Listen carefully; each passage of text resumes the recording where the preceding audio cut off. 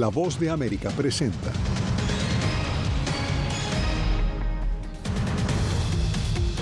Purga electoral en Virginia. La Corte Suprema de Estados Unidos aprueba depurar el padrón electoral a 6 días de los comicios. ONU advierte que ayuda humanitaria en Gaza llega a su punto más bajo desde el inicio de la guerra entre Israel y Hamás. Alarma en Washington por presencia de soldados norcoreanos en territorio ruso cerca de Ucrania. Y España declara luto por catastróficas inundaciones que cobran más de 90 vidas en Valencia.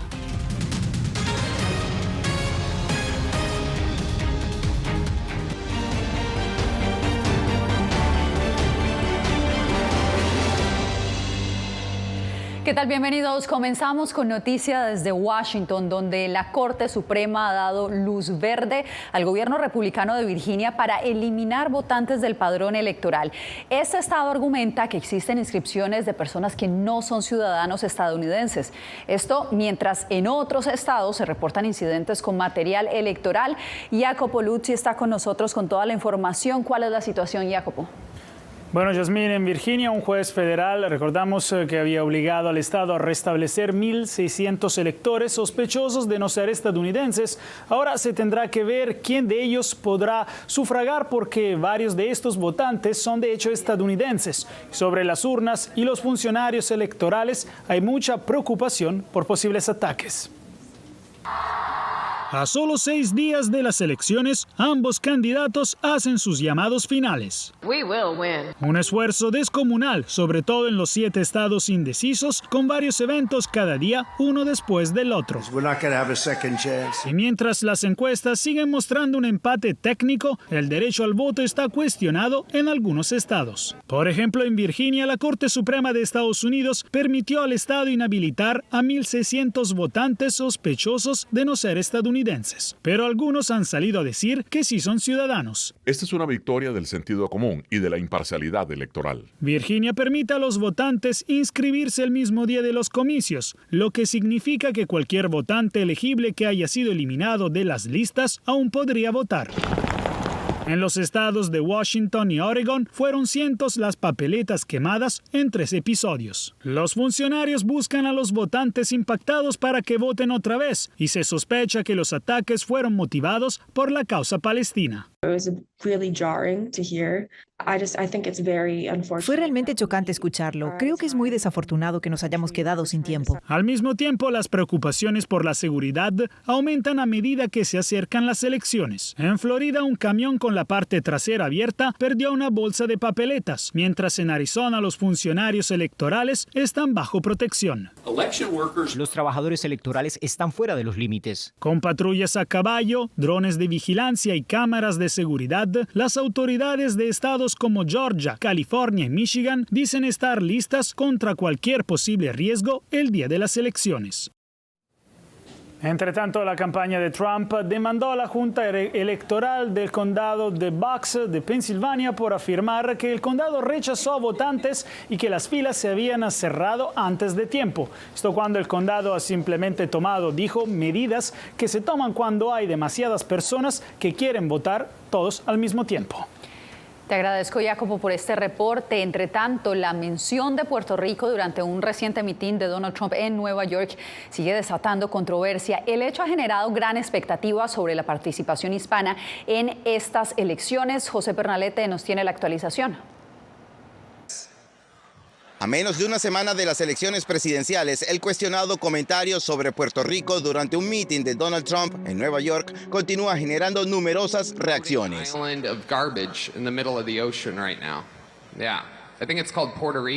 Una mención que avivó la polarización entre votantes hispanos en Pensilvania, uno de los estados indecisos más disputados y con una importante población puertorriqueña.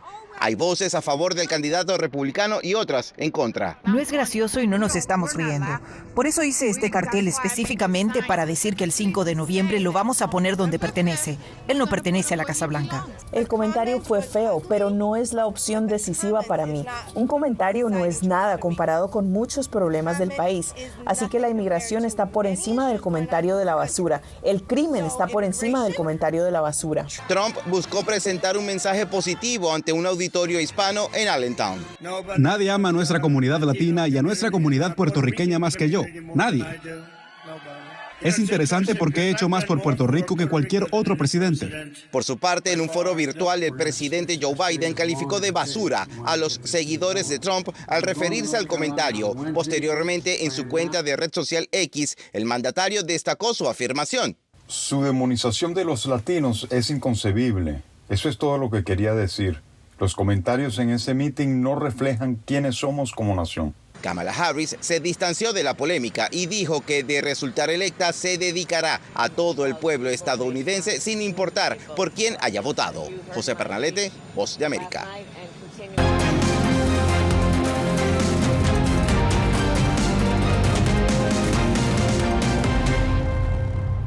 Nueva York, bastión del Partido Demócrata, se prepara para un importante desafío en las elecciones presidenciales: restaurar la seguridad en las calles y gestionar la migración irregular. Dos temas que preocupan a los votantes hispanos. Nos conectamos a esta hora con Ángela González, quien se encuentra en la Gran Manzana, precisamente en uno de los puestos de votación. Ángela, ya comenzaron las votaciones anticipadas. ¿Cuál es el ambiente que se respira hoy en Nueva York? Yasmín, los neoyorquinos se han volcado a las urnas y están votando en números récords que de hecho se contabiliza que ya más de 500,000 de personas han hecho contar su voto. Esto según la Junta Electoral en estas elecciones tempranas, y pues también lo hacen en medio de la controversia que suscitó el evento de campaña de Donald Trump y de los comentarios ofensivos hacia Puerto Rico. Aunque encuestas recientes como la del Instituto de Investigación Siena favorecen a Kamala Harris en las elecciones presidenciales del 5 de noviembre en Nueva York, el estado es crítico para que los republicanos puedan mantener el control de la Cámara de Representantes. El tema económico, yo diría, y es lo que la campaña está notando, es el tema que más está convenciendo a estos votantes hispanos, que también son votantes independientes por lo general, a inclinarse más hacia nuestro partido. Nueva York ha votado demócrata en las elecciones presidenciales de 2016 y 2020, cuando Trump estuvo en la papeleta. Pero ahora nuevos votantes dicen sentirse preocupados por la inseguridad y la migración irregular durante los gobiernos demócratas. Nueva York, antes, a como era 5 años atrás, era más seguro. Ahorita con toda esta ola de los inmigrantes que han llegado acá, ha sido un caos, la verdad. Según la misma encuesta de Siena, Kamala Harris aún está por debajo del 23% a favor entre los votantes estadounidenses, que favoreció a Joe Biden en las elecciones de 2020. Muchas personas indecisas ahorita pudieran votar republicano, pero hay muchas personas que le preocupa la agenda demócrata. Yo sé que mi mamá era demócrata y ahora dejó ser demócrata. El candidato presidencial republicano nativo de Queens, Donald Trump, se ha enfocado en una campaña desde los suburbios de Long Island que le dice al votante que ya no tiene nada que perder. Pero el presidente de los jóvenes demócratas en Brooklyn y delegado demócrata Carlos Calzadilla se han encargado de refutar sus propuestas. Donald Trump no es querido aquí en Nueva York, lo conocemos muy bien. Cuando él hizo real estate aquí y todas sus tácticas inhumanas, lo que propone el Partido Republicano no es libertad. Quitar la libertad a las mujeres de decidir lo que hacen con su cuerpo y de las familias, de cómo planear su familia, eso no es libertad. Nueva York ha votado demócrata en las últimas 9 elecciones presidenciales y 6 de estas por un margen del 20%, incluida la de Joe Biden cuando derrotó a Donald Trump. Yasmín. Ángela, y de cara a estas elecciones presidenciales, San Francisco también se prepara para sus elecciones locales. Alex Segura nos reporta que el costo de vida y la seguridad son temas centrales en la agenda. San Francisco, como muchas grandes ciudades de Estados Unidos, enfrenta a desafíos económicos y sociales tras la pandemia. La vivienda y el crimen dominan la conversación. La alcaldesa demócrata London Breed busca la reelección y para defender su gestión destaca la importancia de las nuevas tecnologías en la reducción del crimen. Estamos usando la tecnología de manera diferente. Tecnología de vigilancia, lectores de placas, drones, cosas a las que antes no teníamos acceso. Y eso nos está permitiendo hacer más con menos. Una reciente encuesta del periódico San Francisco Chronicle muestra al filántropo liberal Daniel Lurie en una carrera reñida con Britt, cada uno con el 27% de la intención de voto. Esta alcaldesa perdió el control de nuestras calles. Hay un total desorden y la gente cree que puede venir a San Francisco y cometer delitos sin consecuencias. En tercer y cuarto lugar están otros dos políticos con larga trayectoria local, Aaron Peskin y Mark Farrell. Estoy haciendo esto porque quiero encargarme del trabajo tedioso para resolver los problemas de limpieza, falta de vivienda y seguridad pública. Con las elecciones a la alcaldía a la vuelta de la esquina, los votantes tendrán que elegir entre la continuidad o un cambio en el liderazgo. Las preocupaciones sobre el crimen y la vivienda definirán el futuro de San Francisco. Alex Segura, Voz de América. Mientras los estadounidenses evalúan el desempeño de la economía en la recta final de la carrera presidencial, surgen señales de crecimiento. Este miércoles el Departamento de Comercio reportó una tasa anual del 2,8% de crecimiento entre julio y septiembre. A pesar de las altas tasas de interés, el consumo, que representa el 70% de la economía, ha impulsado esta tendencia. Aunque el crecimiento del Producto Interno Bruto se desaceleró levemente y la inversión empresarial cayó, la inflación muestra un respiro, con el índice de gastos de consumo personal aumentando solo un 1,5%, el nivel más bajo en más de 4 años. Aumenta la preocupación del gobierno estadounidense por la colaboración militar entre Rusia y Corea del Norte. Este miércoles el secretario de Defensa se pronunció al respecto. Celia Mendoza nos acompaña en directo desde la Casa Blanca. Celia, ¿cuáles serían las implicaciones de que estos soldados norcoreanos se estén involucrando en el conflicto entre Rusia y Ucrania? Que un tercer país haría parte ahora del conflicto, lo que podría abrir esta guerra a más naciones, generando la posibilidad de una escalada que podría ser peligrosa para el mundo. Al mismo tiempo, significa que Corea del Norte está violando varias de las resoluciones de Naciones Unidas con la ayuda de Rusia y tratar de establecer un camino para mejorar no solamente su equipo con la asistencia militar rusa, pero también el entrenamiento de sus soldados. Estados Unidos reiteró su preocupación frente a la presencia de alrededor de 10.000 soldados norcoreanos en Rusia, en medio de la creciente posibilidad de que estas tropas se involucren en la guerra contra Ucrania. Seguimos de cerca el nivel sin precedentes de cooperación militar directa entre Rusia y Corea del Norte. En nuestras reuniones de hoy compartimos nuestra grave preocupación por el despliegue de tropas norcoreanas en Rusia. También discutimos cómo vamos a trabajar con nuestros aliados y socios para responder a esta profundamente desestabilizadora y peligrosa escalada militar. Este miércoles en el Pentágono, el secretario de Defensa Lloyd Austin recibió al ministro de Defensa de Corea del Sur, Kim Jong-un, quien alertó sobre la movilización de los soldados norcoreanos a la zona de Kursk, cerca de la frontera con Ucrania. Aún está por verse si serán empleados o no en combates, pero si lo hacen es algo muy preocupante, por lo que seguimos atentos a ver si van a utilizar estas tropas. Kim Jong-un, ministro de Defensa de Corea del Sur, ve esta colaboración como un esfuerzo de Kim Jong-un para mantenerse en el poder, sacrificando, según él, a sus soldados. Creo que la esencia del despliegue de tropas norcoreanas es una posibilidad de expansión de la guerra, y esto resulta de la intervención de un tercer país, que es Corea del Norte. Rusia sigue defendiendo su colaboración militar con Corea del Norte, mientras China se ha mantenido en silencio. Pero esta situación, según Jong-un, podría estar generando una posibilidad de que Seúl suministre armas a Ucrania.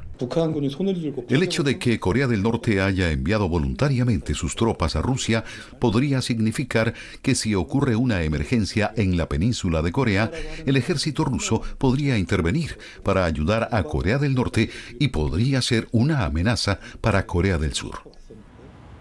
Este jueves en el Departamento de Estado se reunirán los ministros de Relaciones Exteriores, así como de Defensa de Corea del Sur, con sus contrapartes en los Estados Unidos. Esto en medio de la alerta que ha dado la inteligencia de Corea del Sur acerca de que Corea del Norte está preparando un ejercicio militar y podría haber desarrollado un misil de largo alcance que podría llegar hasta territorio estadounidense. Celia, gracias por el reporte. Y en otras noticias, la Agencia de Ayuda Humanitaria de la ONU informó hoy que la asistencia que llega a Gaza ha caído a su nivel más bajo desde que comenzó la guerra hace más de un año. En medio de esta crisis, Israel continúa su extensa ofensiva en el norte de la franja. Carolina Valladares nos ofrece los detalles. La situación humanitaria en Gaza sigue agravándose, llegando a mínimos históricos. Según datos de la ONU, apenas 836 camiones con ayuda han entrado en la franja en lo que va de mes, lo que supone la cifra más baja desde el inicio de la guerra en el enclave. Estados Unidos ha dejado claro al primer ministro Netanyahu que un año después de este conflicto, Israel debe abordar la catastrófica crisis humanitaria en Gaza.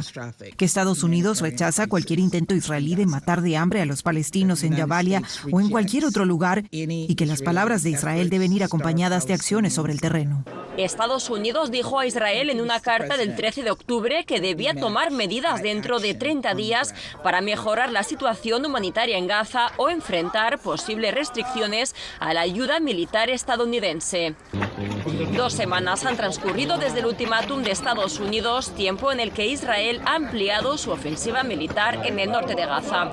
Este miércoles, nuevos bombardeos mataron al menos a 20 personas, dijeron médicos palestinos, un día después de que uno de los ataques más mortíferos dejara sin vida al menos a 93 palestinos en un ataque que Washington calificó de horripilante.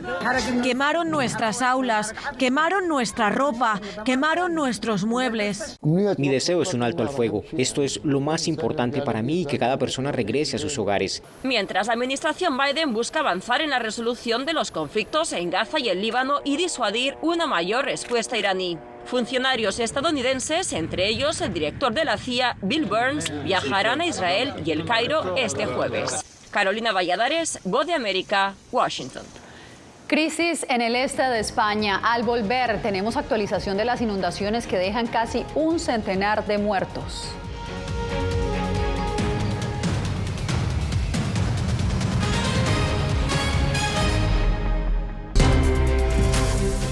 Este martes 5 de noviembre, La Voz de América transmite las elecciones en Estados Unidos. Enlazados en todas nuestras plataformas, siga el paso a paso de estos comicios con los reporteros y corresponsales de La Voz de América.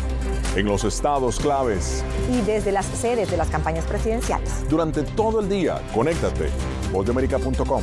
Y en la noche no te pierdas en nuestro especial de televisión y multimedia, porque en La Voz de América, la prensa libre importa. Acabaron las esperanzas, muchachos. 2 venezolanas que dejaron atrás las dificultades de su patria derrumbada. Ahorita me veo como que aquí no puedes estar y aquí tampoco puedes estar. Ahora se enfrentan a la xenofobia, la soledad y la falta de oportunidades en un nuevo país donde viven atrapadas en un limbo. En ningún lugar, una historia de lucha y desarraigo. Ahora, en todas las plataformas de La Voz de América. Que empiecen a callar a periodistas, que empiecen a callar medios. Periodismo, la prensa libre importa. Una producción especial de La Voz de América. Porque al final lo que está en juego no solo medios de comunicación, sino la democracia de un país. Disponible en vozdeamerica.com. Soy Celia Mendoza, corresponsal internacional de La Voz de América. Desde que me uní a este equipo de profesionales hace más de una década, he tenido la oportunidad de descubrir un mundo de noticias que comparto con ustedes. La Voz de América habló con el director. Porque siempre estoy en el lugar de los hechos, entregando información veraz, clara y precisa, manteniendo nuestro compromiso periodístico, porque en La Voz de América, la prensa libre importa. El crimen organizado asesinaba a los chicos y luego cremaba los cuerpos. Periodismo, la prensa libre importa, una coproducción de La Voz de América y Latina. Sí que es complicado hablar acá de libertad de expresión. Disponible en vozdeamerica.com.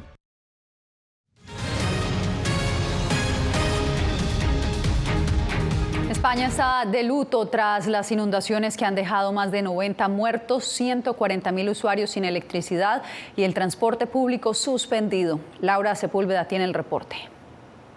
Lluvias repentinas que según pronósticos podrían seguirse registrando durante las próximas horas en el este de España, especialmente en la zona de Málaga hasta la provincia de Valencia, han cobrado al menos 72 vidas. La caída de puentes, fuertes inundaciones en las que carros han sido arrastrados, suspensión del servicio de medios de transporte ferroviario y miles de personas sin electricidad. He pasado la noche casi con 2 metros de agua. Estaba sentado en una estantería, la última que haya, porque la gasolinera ya no existe.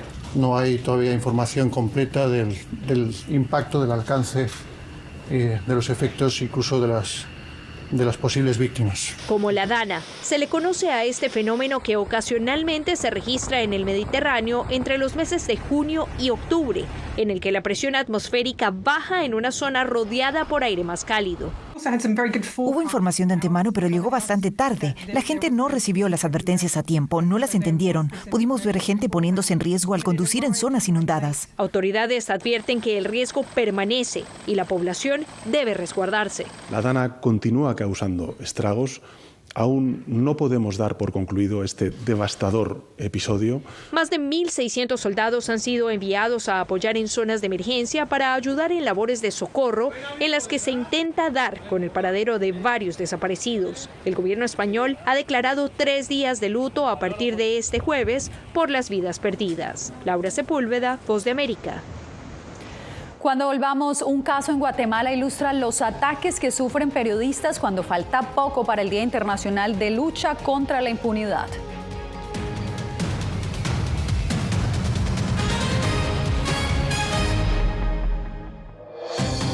Una elección presidencial que hará historia. La población está ahí, pero no se conecta del todo. Salgan a votar, ¿verdad? Es una oportunidad para nosotros. El papel de la población hispana en Estados Unidos puede ser definitivo. Que haya como oportunidades de empleo para nuestras mujeres, los hombres. Tienen que venir como debe un reglamento. Descubre con los periodistas de La Voz de América la clave del voto hispano. Este es uno de los estados decisivos en todas nuestras plataformas. Soy Yair Díaz, corresponsal de La Voz de América en Colombia. El reto de informarte de manera veraz, precisa y objetiva en un mundo donde la verdad es cada vez más difusa es lo que me motiva a trabajar en La Voz de América. Desde las calles de Bogotá, desde donde ocurren las noticias que más te impactan, te informamos de manera independiente para que, con base en hechos, te formes tu propia opinión, porque en La Voz de América, la prensa libre importa. Nosotros no somos ninguna oposición. La prensa no es ninguna oposición. Periodismo, la prensa libre importa. Entonces hay un poco de tema también de amenazas, ¿no? Disponible en vozdeamerica.com. Soy Eugenia Sagastume, corresponsal de La Voz de América en Guatemala. En el epicentro de los grandes retos, los sucesos locales desde mi país impactan a todas las naciones de la región. Con diversidad de perspectivas, acercamos a nuestras audiencias a situaciones tan complejas como la masiva migración, el crimen organizado transnacional y la situación política y social de Guatemala. En un lenguaje simple, con precisión, te conectamos con la realidad de todo el hemisferio, porque en La Voz de América, la prensa libre importa.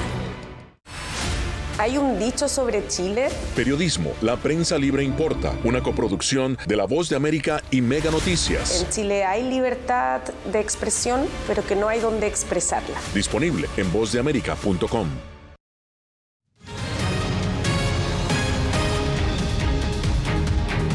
A pocos días de conmemorarse el Día Internacional para poner fin a la impunidad de los crímenes contra periodistas, recordamos el caso del diario guatemalteco El Periódico, un medio de periodismo investigativo que tuvo que cerrar sus puertas por la persecución política en ese país. Eugenia Sagastume con el informe.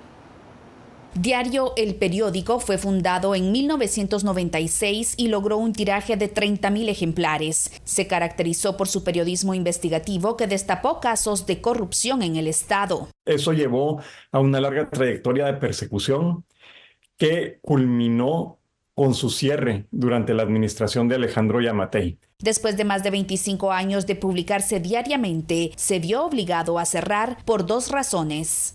Una es que fabricaron un caso en contra de mi papá, José Rubén Zamora, que lo lleva a prisión. Una vez mi papá estaba en prisión, amenazaron aún más a los anunciantes. Eso hizo que el periódico ya no tuviera recursos financieros para seguir, pero además le abrieron casos a 10 de los periodistas que quedaban.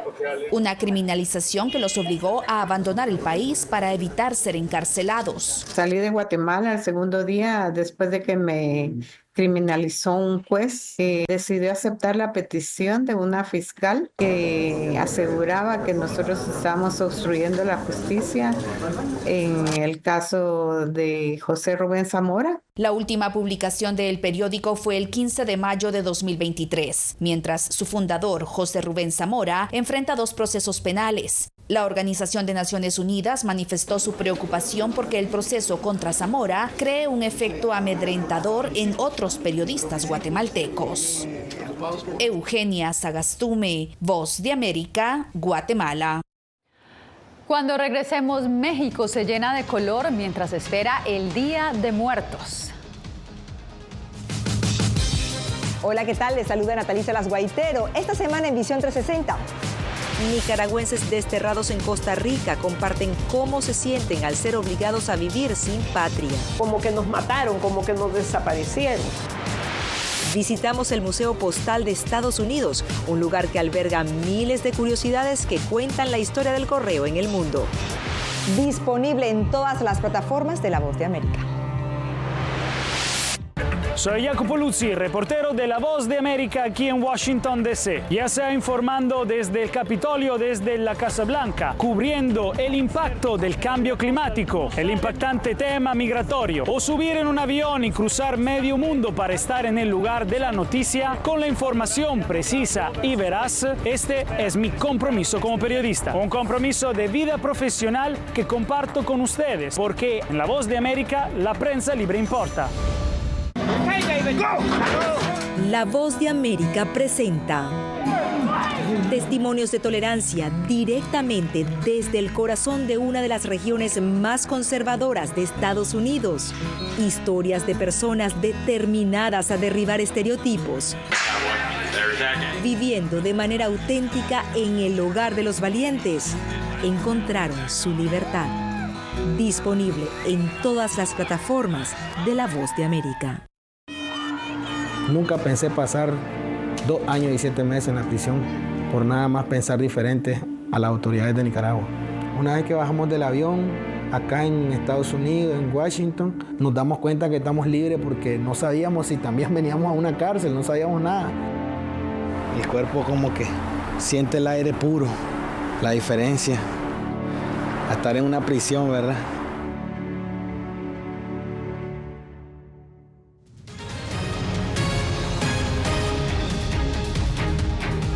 Catrinas monumentales de madera, papel y cartón adornan ahora la ciudad de Toluca, en el centro de México, como parte de las celebraciones del Día de los Muertos, que se conmemoran cada 1 de noviembre. Miguel Ángel Boiso nos cuenta más sobre esta colorida tradición.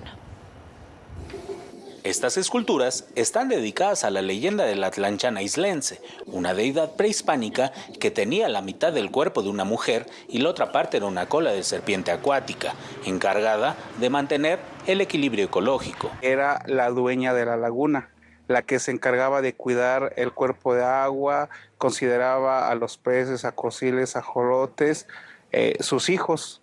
Entonces, hace mucho tiempo se tenía la creencia que para tomar tule, para poder cazar o para poder pescar, se le tenía que pedir permiso.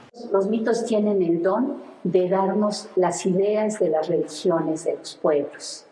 Son indicio de cómo ideaban y creaban los poetas de antaño. Este año, la tradición del Día de Muertos alcanza nuevas alturas en el Valle de Toluca con las megacatrinas. Parecían geniales, bueno, sobre todo porque son algo que nos llama mucho la atención. Y, por ejemplo, ya sabemos que en México hay diferentes desfiles, cosas de ese estilo, pero la verdad es que estas en particular las veo como muy altas, están muy bonitas. Imponentes figuras de más de 10 metros de altura que ya adornan la plaza principal de la población de San Antonio La Isla, sorprendiendo habitantes y visitantes por igual. Llama mucho la atención, pues, para todos los que venimos a San Antonio. Y pues se me hace muy padre. Son pues demasiado bonitas el tamaño, o sea, todo muy bien, los colores, muy agradable a la vista. Los artesanos dedicaron más de 3 meses para crear estas catrinas, con materiales tradicionales como el papel, cartón, tela y carrizo, además de usar técnicas artesanales. Miguel Ángel Boiso, Voz de América, México. Pues con esta sagrada celebración mexicana nos despedimos por hoy. Soy Yasmín López, los espero mañana en una nueva emisión del Mundo al Día.